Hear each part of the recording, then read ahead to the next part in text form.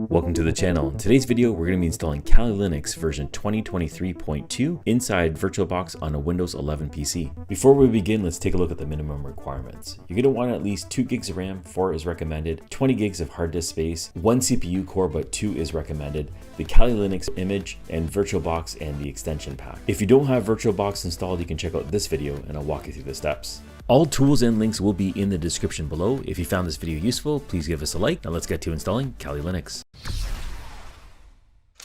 And we're at our Windows 11 desktop. I have VirtualBox open. Here's my VirtualBox manager. If you don't have this already installed, you can check out this video and I'll walk you through the steps. I'm gonna minimize it for now. I can open up my browser and I have the Kali Linux website, which is kali.org. For everything I'm using, there'll be links in the description below. So the first thing that we're going to do is we're going to be clicking on the download link. It's going to take us over to the download page. Typically what you'd want to use is the virtual machine image. I've had issues with this with VirtualBox here. I'd rather get the bare metal version. So we're going to go over here and click on the installer image. And we're going to scroll down a little bit over here. And you can see that the latest version that we have is 2023.2. We're going to be downloading the 64-bit version. And you can see that it's 3 gigs in size. You can go ahead and click on that. It's automatically going to start downloading the ISO file. What I'll do is I'll jump over to the next step when the download is complete. Okay, the download is now complete. Got to make sure that you know where you downloaded this file because we'll be pointing to it in just a moment. Going to go ahead and minimize my browser and go back into my VirtualBox manager. And what we're going to be doing is creating a new virtual machine. So I'm going to click on the new button up here at the top, and then I'm going to select expert mode, and we're going to give it a name. So the name I'm going to give it is Kali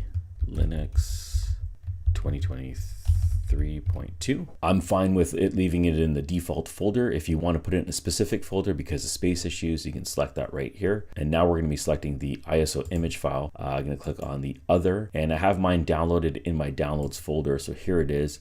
You go ahead and select that and then click on open. In this list, we're going to be selecting Debian 64 because that's what it's based off of. And then we'll be leaving unintended install as is. We're going to select the hardware section. And this is where you can set the amount of RAM that you're dedicating and the processors that you're dedicating to this installation. So right now it's at 2 gigs of RAM and it has 1 CPU core. It will run with this. But if you want to beef it up a bit, you can increase the amount of RAM. You can also add more CPU cores, just as long as you stay within the green section. So I'm just doubling up my CPU cores and RAM. That's good to go. Then we have hard disks. So I'm going to select this. And if you want to change the location where it's going to store this file, you can select that right over here by clicking on this folder. Now you can allocate more disk space or less disk space. 20 gigs is more than enough. And that's pretty much it for this area. We can go ahead and click on finish. Now we can select the virtual machine over here on the left-hand side. And if you want to do any modifications to any of the system specs, you can click on the settings button. And then you can go through the settings and change anything specific, like display if you want to add more virtual memory.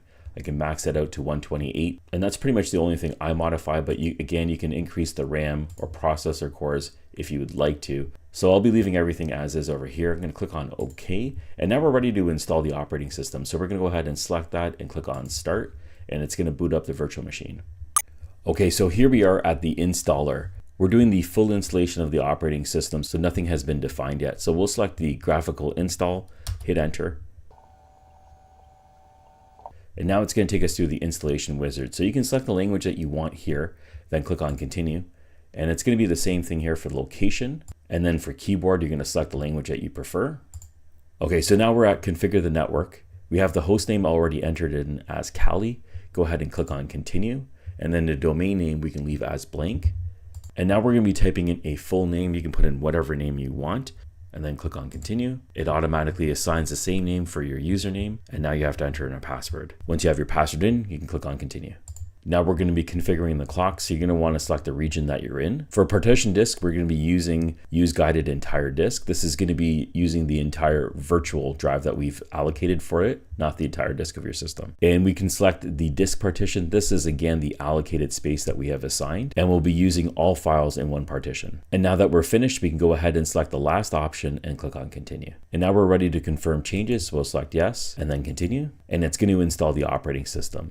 This step might take a couple minutes. I'll jump over to the next step. And now we're at the software selection. I'm going to be using all the default options here. If you want to add anything more or remove any of them, you can go ahead at this point. Other than that, you can click on continue. And now we're going to be installing the Grub bootloader. We'll click on continue. And we want to select our drive and then click on continue. Okay, the installation is now complete. We can go ahead and click on continue. This is going to reboot and we'll get back to the login screen.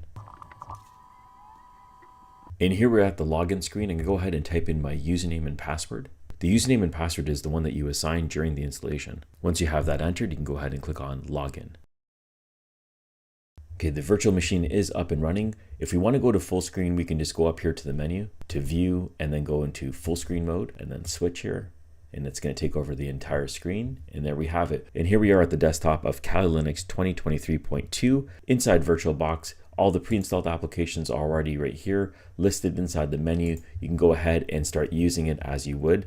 If you're looking for the virtual machine install, I'll make sure I link that in the description below. You can use that simple to use process if you're finding this one a little bit more difficult or complicated. If you have any questions, you can go ahead and put them in the comments below. Once again, thank you for your support. Thank you for watching. I'll catch you on the next one.